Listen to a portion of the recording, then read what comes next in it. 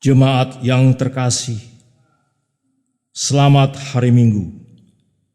Kita bersekutu kembali saat ini untuk beribadah kepada Allah.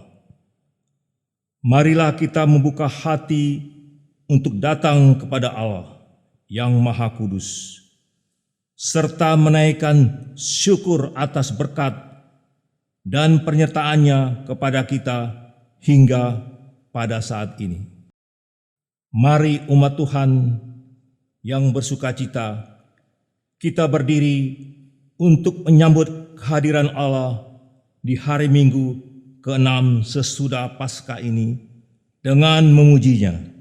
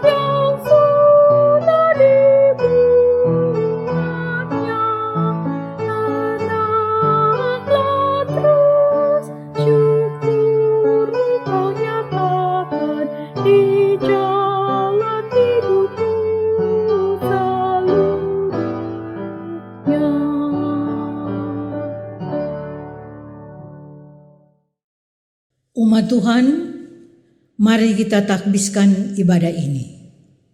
Pertolongan kita adalah dalam nama Tuhan yang menjadikan langit dan bumi.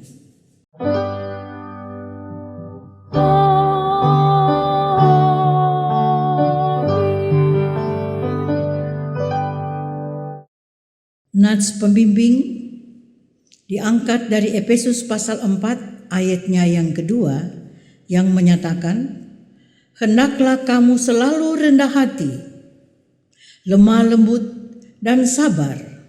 Tunjukkanlah kasih-Mu dalam hal saling membantu." Allah yang hidup senantiasa memelihara kehidupan kita. Damai sejahteranya selalu bersama kamu. Ya Bapa Maha Kudus, dalam sukacita masa Paskah ini, kami datang ke hadirat-Mu dengan tiada henti, mengungkapkan rasa syukur kami atas pengorbanan-Mu untuk keselamatan hidup kami. Saat ini kami juga menyadari akan kelemahan kami dan mengaku kepadamu bahwa dalam banyak hal kami lebih mementingkan diri kami sendiri. Kami kurang memperhatikan sesama kami dan mengabaikan orang yang hidup dalam kesusahan dan kesesakan. Kami hanya mengutamakan kenyamanan dan kesejahteraan diri sendiri, serta tidak mempedulikan orang yang membutuhkan pertolongan. Ya Bapa, ajarlah kami untuk menjadi pelaku firman-Mu dan menyebarkan kasih-Mu melalui perbuatan kami. Tolonglah kami untuk memiliki hati yang peduli dan rela menolong sesama yang membutuhkan, baik secara material maupun spiritual. Jadikanlah kami perpanjangan tangan Tuhan untuk membawa sukacita dan damai bagi banyak orang. Dalam nama Tuhan Yesus kami berdoa. Amin.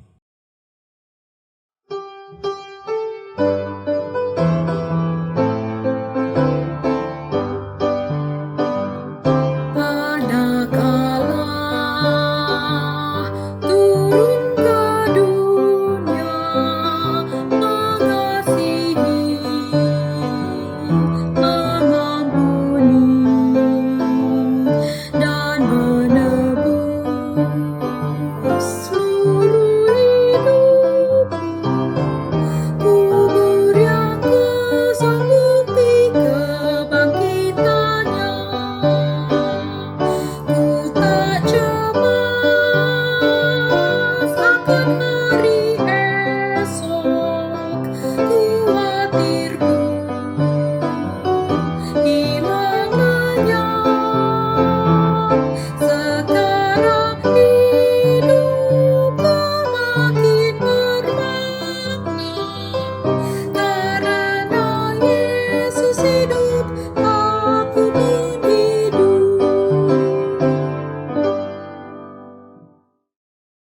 Mari kita berdoa, memohon bimbingan Roh Kudus mengawali pembacaan Alkitab. Kita berdoa. Ya Tuhan, kami rindu untuk membaca, merenungkan kebenaran firman-Mu. Namun kami memiliki keterbatasan untuk menghayati bahkan memahaminya. Untuk itu kami mohon, penuhilah kami dengan Roh-Mu yang kudus, agar kiranya kami dapat mendalami kekayaan firman-Mu yang adalah pembaharu hidup kami. Bersabdalah ya Tuhan, kami semua telah siap untuk mendengar. Amin. Mari berdiri untuk mendengarkan firman Tuhan yang dibacakan dari 1 Korintus pasal 11 ayat 17 sampai dengan ayatnya yang ke-23 yang menyatakan, dalam peraturan-peraturan yang berikut, aku tidak dapat memuji kamu, sebab pertemuan-pertemuanmu tidak mendatangkan kebaikan, tetapi mendatangkan keburukan. Sebab pertama-tama aku mendengar bahwa apabila kamu berkumpul sebagai jemaat, ada perpecahan di antara kamu, dan hal itu sedikit banyak aku percaya. Sebab di antara kamu harus ada perpecahan, supaya nyata nanti siapakah di antara kamu yang tahan uji. Apabila kamu berkumpul, kamu bukanlah berkumpul untuk makan perjamuan Tuhan. Sebab pada perjamuan itu, tiap-tiap orang memakan dahulu makanannya sendiri, sehingga yang seorang lapar dan yang lain mabuk. Apakah kamu tidak mempunyai rumah sendiri untuk makan dan minum? Atau maukah kamu menghinakan jemaat Allah dan memalukan orang-orang yang tidak mempunyai apa-apa? Apakah yang kukatakan kepada kamu? Memuji kamu? Dalam hal ini, aku tidak memuji. Sebab apa yang telah kuteruskan kepadamu, telah aku terima dari Tuhan, yaitu bahwa Tuhan Yesus pada malam waktu Ia diserahkan mengambil roti. Demikian pembacaan Alkitab. Berbahagialah setiap orang yang mendengar firman Tuhan dan melakukannya. Haleluya.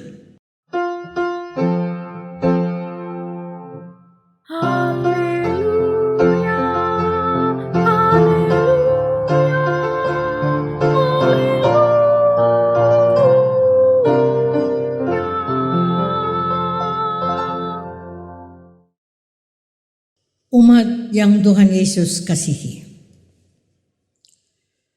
Kota Korintus di zaman Paulus merupakan kota metropolitan Yunani terkemuka. Masyarakatnya majemuk, baik di bidang sosial maupun ekonomi.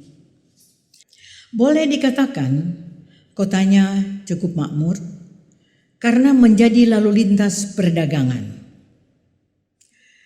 Tidaklah heran, masyarakatnya banyak yang sombong karena merasa memiliki banyak materi, sehingga banyak kejahatan merajalela waktu itu. Dekadensi moral sangat menonjol. Di sanalah Paulus dan 4 rekan sepelayanannya memberitakan Injil, yakni Aquila, Priscilla, Silas, dan Timotius. Banyak di antara mereka yang mendapat karunia roh, seperti yang bisa kita baca dalam 1 Korintus pasal 12. Dikatakan, ada yang berbicara dengan hikmat, ada yang berbicara dengan pengetahuan, ada yang punya karunia menyembuhkan, ada yang punya karunia berbahasa roh, ada yang punya karunia bernubuat, dan ada yang punya karunia menafsirkan bahasa roh. Pendek kata, kalau kita lanjut pembacaan sampai dengan pasal 13 dan 14, ada banyak karunia rohani di situ. Tetapi walaupun secara rohani mereka memiliki banyak bentuk pelayanan, tetapi sesungguhnya jemaat itu banyak permasalahan yang sering menimbulkan perselisihan. Antara lain, ada sebahagian yang mengidolakan seorang pelayan seperti aku di pihak Apolos, karena Apolos fasilida, dia pandai berbicara,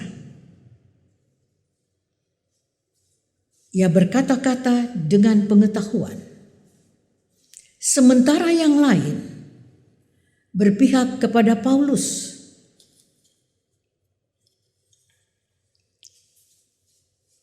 mengidolakan Paulus karena ia adalah seorang pelayan yang rendah hati dan suka bersahabat. Tetapi semua itu ditepis oleh Paulus. Ia katakan begini, apakah Apolos, apakah Paulus? Mereka pelayan-pelayan Tuhan, sehingga jemaat menjadi percaya. Aku yang menanam, maksudnya Paulus. Apolos yang menyiram, tetapi Allah yang memberi pertumbuhan.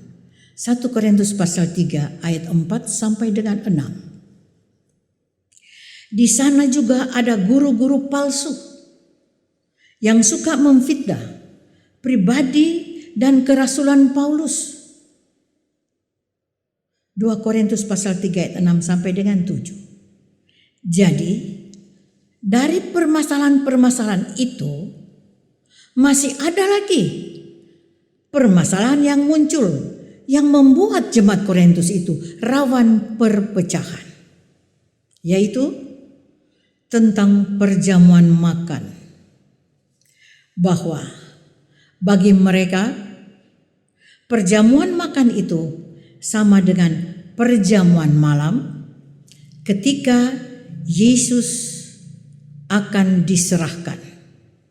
Dikatakan ia mengambil roti, mengucap syukur, lalu memecah-mecahkan dan berkata, inilah tubuhku yang diserahkan bagi kamu. Jadi perbuatlah ini menjadi peringatan akan aku.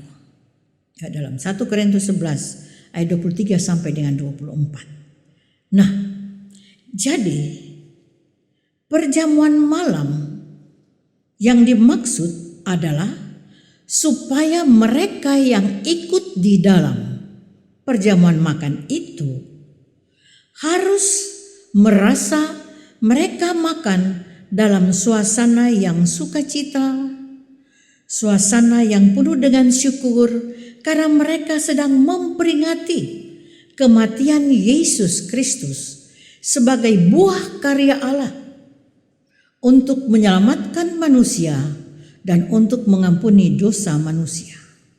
Itulah kasih Allah yang begitu besar. Tetapi yang mereka lakukan justru sebaliknya, bahwa mereka yang kaya, yang sudah datang terlebih dahulu dalam perjamuan makan itu, mereka kenyang makan roti dan minum tanpa menunggu orang lain yang belum hadir. Sebab apa? Orang-orang kaya ini memiliki budak-budak, dan budak-budak ini sering datang terlambat karena mereka harus menyelesaikan pekerjaan rumah dari majikannya, baru mereka menyusul. Tetapi sayang, dalam perjamuan makan itu betul-betul tidak ada tanda kasih, karena mereka semua sudah makan sampai kenyang. Lalu bagaimana dengan orang miskin? Orang yang berkekurangan? Itu tentu saja sangat menyakitkan. Karena mementingkan diri sendiri berarti tidak peduli dengan orang lain, apakah mereka makan ataupun tidak. sehingga banyak orang miskin kelaparan. Pastilah mereka sedih. Jadi tidak ada yang dapat dipuji oleh Rasul Paulus kepada mereka, walaupun Paulus sangat dekat dengan jemaat Korintus. Karena mereka tidak melakukan perjamuan makan itu sebagai perjamuan kasih, sebagaimana yang dikandung maksud Yesus, yaitu perjamuan malam. Seharusnya mereka mensyukuri kebaikan Tuhan, tetapi justru sebaliknya. Mereka menyakiti sesama yang miskin. Itu sama dengan menyakiti hati Tuhan. Umat yang Tuhan Yesus kasihi. Bagaimana dengan kita gereja sekarang ini? Jemaat GPIB biasanya menjelang Natal dan Tahun Baru atau sesudah Tahun Baru selalu mengadakan atau melaksanakan ibadah jamuan kasih. Setelah mendapat siraman rohani, disusul dengan jamuan makan bersama, penuh dengan persahabatan, penuh dengan kasih sayang, masing-masing boleh duduk bersama, bercengkrama. Dan biasanya itu dilakukan atau diperuntukkan banyak kaum lansia. Ada lagi, setiap awal bulan ada ibadah santunan buat prasejahtera yang diawali juga dengan siraman rohani. Baru ada pembagian sembako dan juga kebutuhan-keperluan untuk pendidikan anak sekolah sampai tingkat universitas. Jadi kepedulian kepada sesama bagi gereja itu tidak asing lagi. Selalu mendapat perhatian. Itu sebagai tanda cinta kasih bahwa gereja perlu melakukan itu untuk menjawab kasih Allah Bapa yang begitu nyata di dalam Yesus Kristus. Pertanyaan, bagaimana dengan perhatian gereja, perhatian masyarakat dalam kondisi saat ini? Di tengah melemahnya perekonomian akibat virus corona. Betapa banyak warga masyarakat yang menderita dan tidak berdaya. Orang tua bergumul bagaimana memperoleh sesuap nasi ketika harus tinggal di rumah. Anak-anak, apakah mereka harus menahan lapar? Umat yang Tuhan Yesus kasihi. Bersyukurlah kita sebagai bangsa Indonesia. Walaupun di tengah-tengah ketidakpastian ke depan, ternyata masyarakat bangsa ini memiliki kepedulian sosial yang tinggi. Di tengah derita bersama, sepertinya sifat-sifat pementingan diri dan keluarga mulai berangsur bergeser.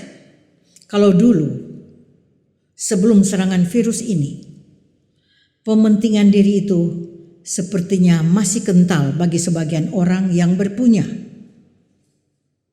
Yang kaya makin kaya, yang miskin makin miskin. Tidak peduli apakah kekayaan itu diperoleh karena kerja keras dan jujur atau tidak.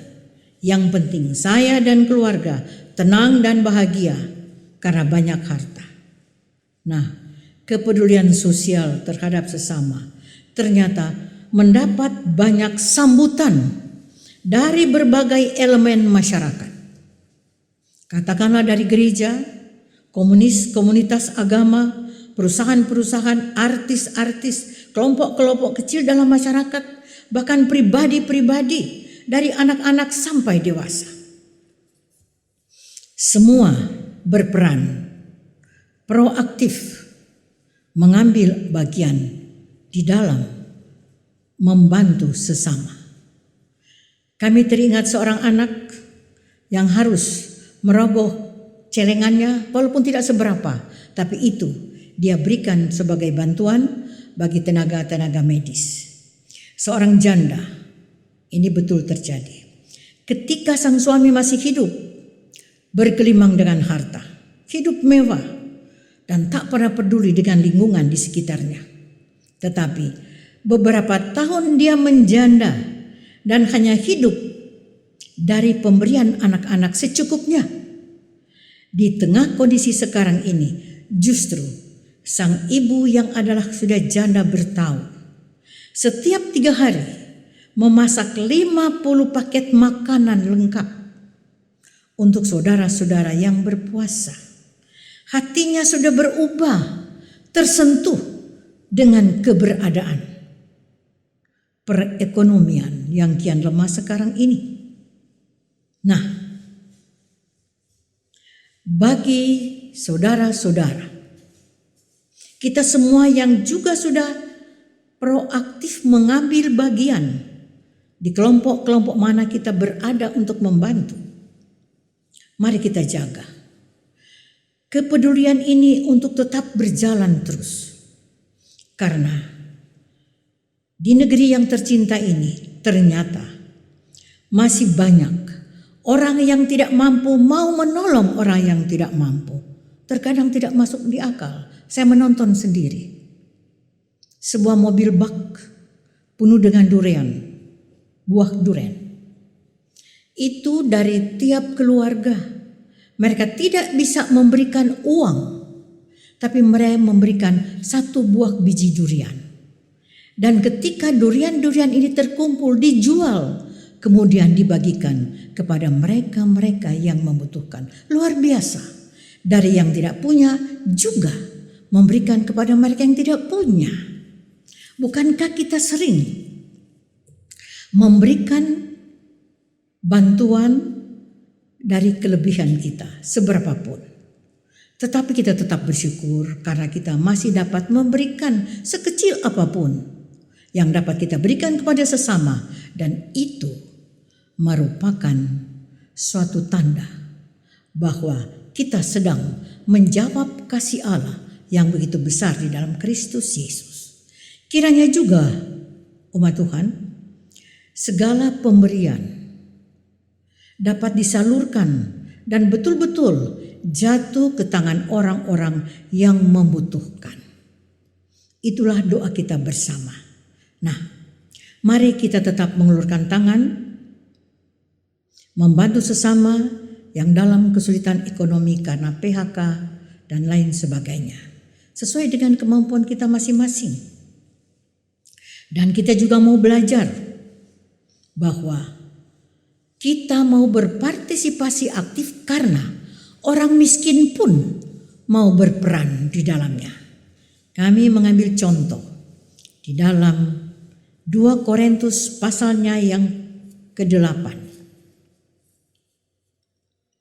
Pada ayatnya yang kedua sampai dengan ayat pertama sampai dengan ayatnya yang ketiga ialah tentang jemaat Makedonia. Saudara-saudara, kami hendak memberitahukan kepada kamu tentang kasih karunia yang dianugerahkan kepada jemaat-jemaat Makedonia. Selagi dicobai dengan berat dalam pelbagai penderitaan, sukacita mereka meluap, dan meskipun mereka sangat miskin, namun mereka kaya dalam kemurahan. Aku bersaksi bahwa mereka telah memberikan menurut kemampuan mereka, bahkan melampaui kemampuan mereka. Nah, itu adalah contoh yang sangat gamblang.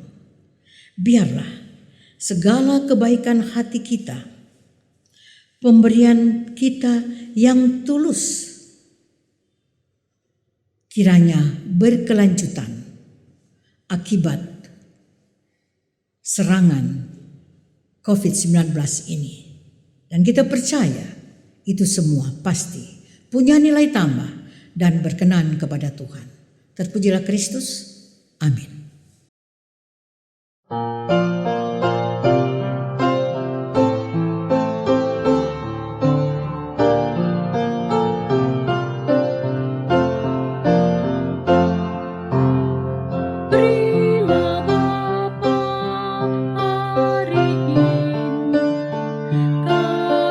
Kami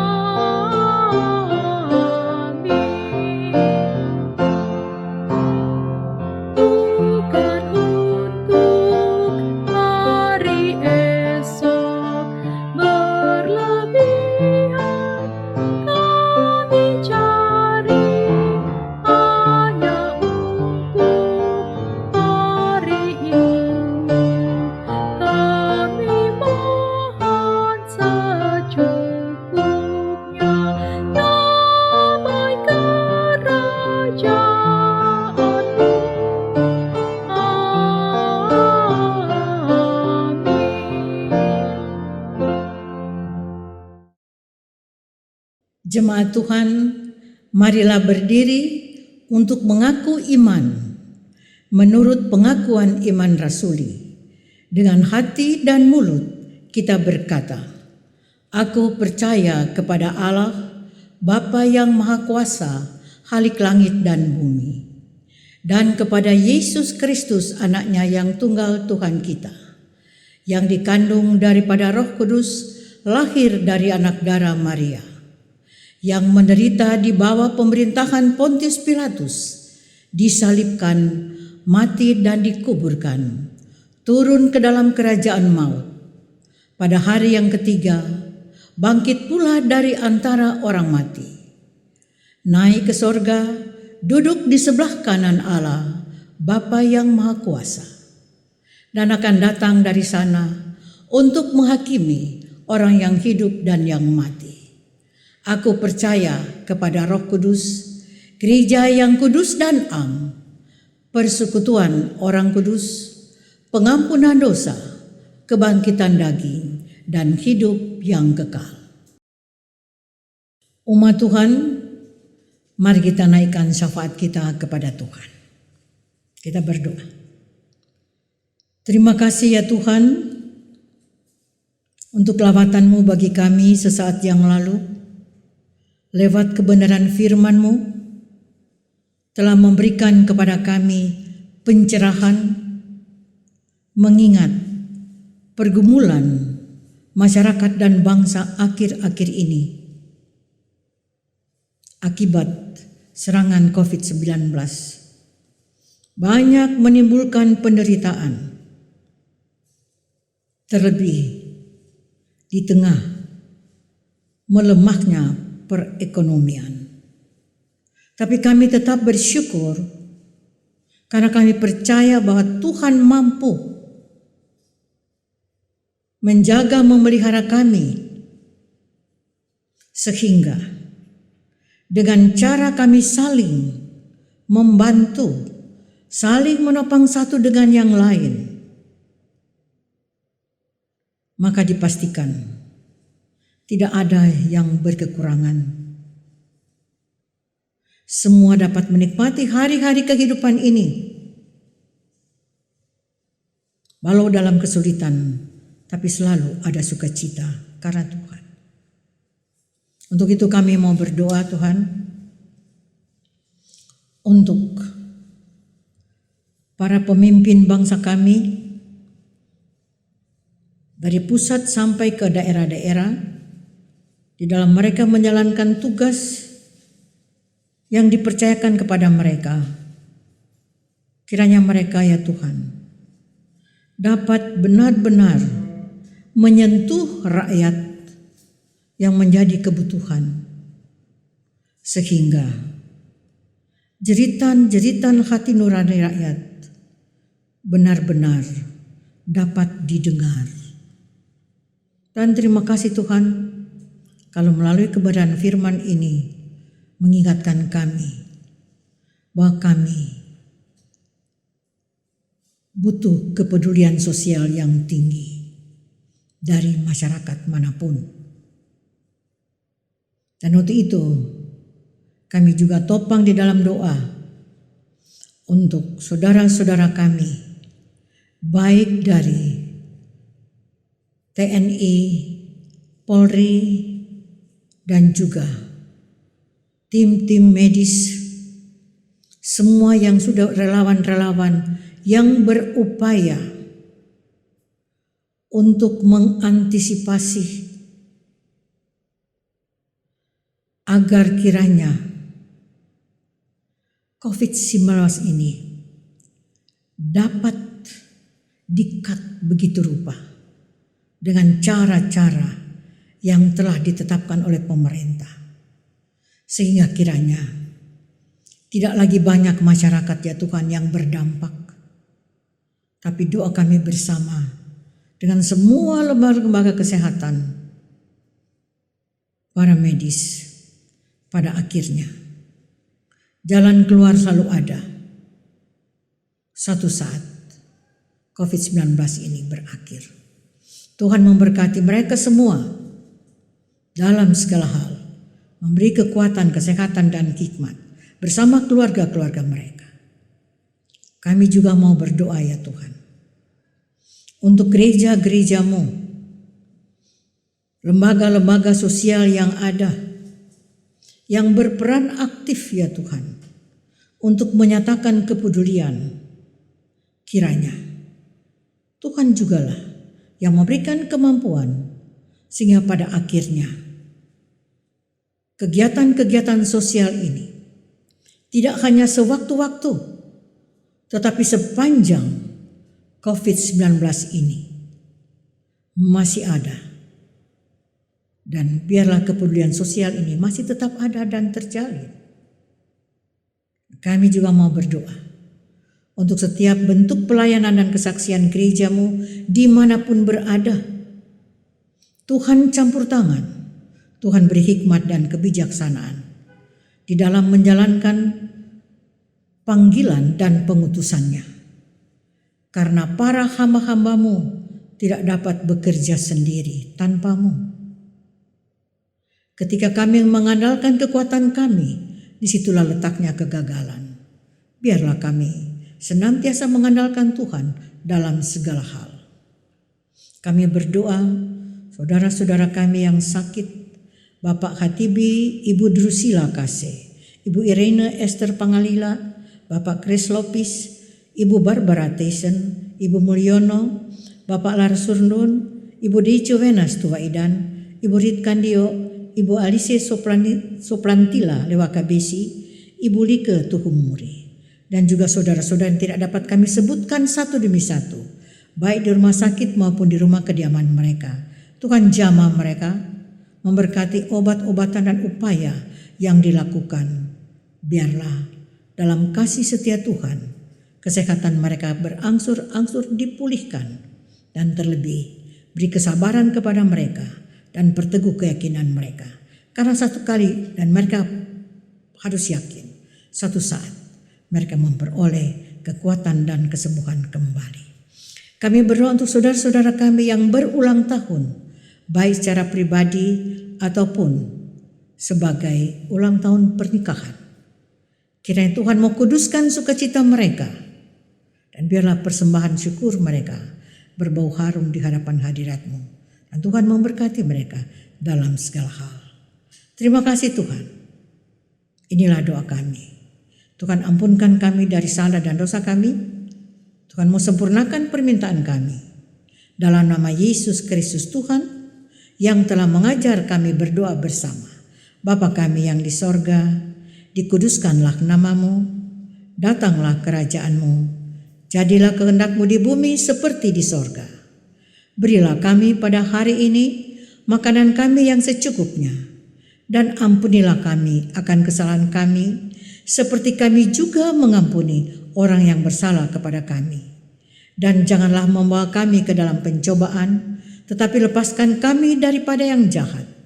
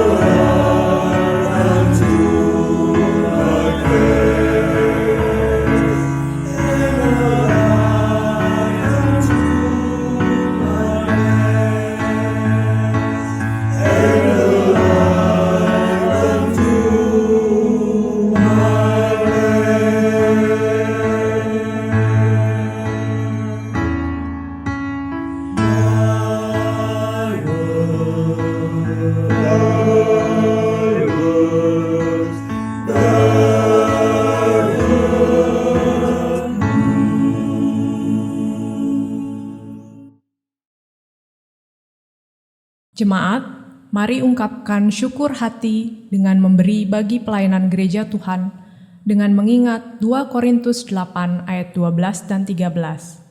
Sebab jika kamu rela untuk memberi, maka pemberianmu akan diterima. Kalau pemberianmu itu berdasarkan apa yang ada padamu, bukan berdasarkan apa yang tidak ada padamu. Sebab kamu dibebani bukanlah supaya orang-orang lain mendapat keringanan, tetapi supaya ada keseimbangan.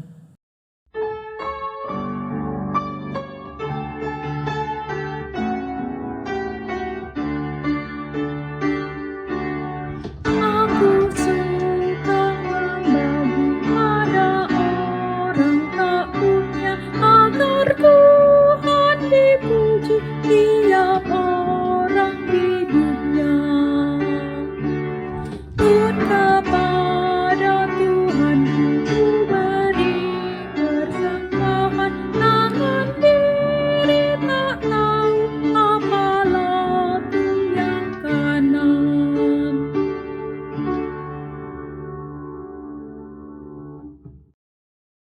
Jemaat, mari kita berdiri dan berdoa bersama untuk persembahan yang terkumpul. Bapa sumber segala berkat, kami bersyukur bahwa semua yang kami persembahkan ini berasal dari tangan-Mu saja. Kami percaya ketika Tuhan memberkatinya, maka persembahan ini dapat menjadi alat yang mendatangkan sukacita dan damai sejahtera bagi sesama kami. Demi nama Tuhan Yesus, kami berdoa dan bersyukur. Amin. Jemaat yang terkasih, berikut kami sampaikan Warta GPIB Cinere, Minggu 17 Mei tahun 2020. Yang pertama, ibadah syukur Hari Kenaikan Tuhan Yesus dan penghiburan keluarga. Majelis Sinode GPIB akan melaksanakan ibadah syukur Hari Kenaikan Tuhan Yesus dan penghiburan keluarga secara streaming pada hari Kamis 21 Mei tahun 2020 pukul 17.00 WIB. Pelayan firman Pendeta Dr. Andes Paulus Kariso Rumambi MSI dengan tema Berkat Tuhan memampukan kita untuk bertahan dalam berbagai kondisi akan ditayangkan melalui channel YouTube GPIB Indonesia. Link akan dikirimkan ke warga jemaat melalui grup WA di masing-masing sektor pelayanan. Mari kita bersyukur bersama dalam ibadah ini. Yang kedua, berita duka cita. Telah dimuliakan Bapa di surga almarhumah Ibu Helena Dotulong Lumingkewas, warga jemaat sektor pelayanan Philadelphia dalam usia 89 tahun. Pada hari Minggu 10 Mei tahun 2020 di Sawangan, Depok. Pemakaman telah dilaksanakan pada hari Senin 11 Mei tahun 2020 di TPU Kampung Kandang. Tuhan Yesus memberikan kekuatan dan penghiburan bagi keluarga yang ditinggalkan. Demikian Warta GPIB Cinere, terima kasih atas perhatian jemaat. Selamat hari Minggu, Tuhan Yesus memberkati. Umat Tuhan, mari kita jadi pelaku firman Tuhan dengan perkataan dan perbuatan yang memberkati hidup sesama kita.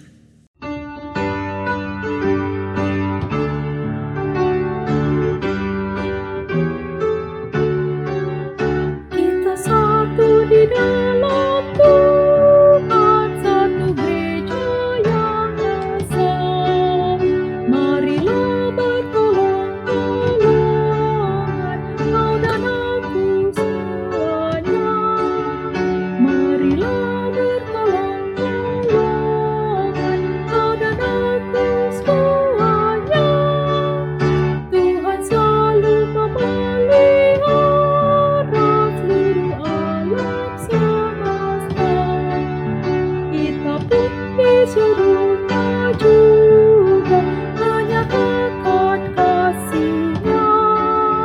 Kita pun disuruhnya juga menyatakan kasih-Nya. Arahkanlah hati dan pikiranmu kepada Tuhan, serta terimalah berkat-Nya.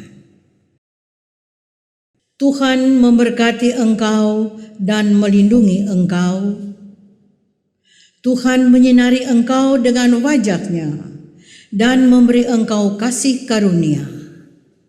Tuhan menghadapkan wajah-Nya kepadamu dan memberi engkau damai sejahtera.